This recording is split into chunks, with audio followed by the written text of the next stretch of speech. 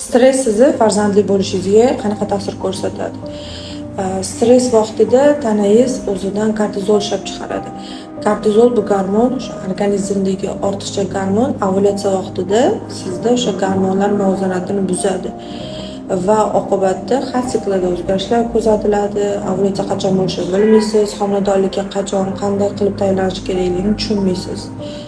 Uzoq vaqt stress holatida bo'lish ayollarda tuxum hujayra, erkaklarda urug' hujayrasini sifatiga juda ham katta ta'sir ko'rsatadi va jinsiy hayotda ham juda ham katta ta'siri bor, ya'ni xohish pasayadi.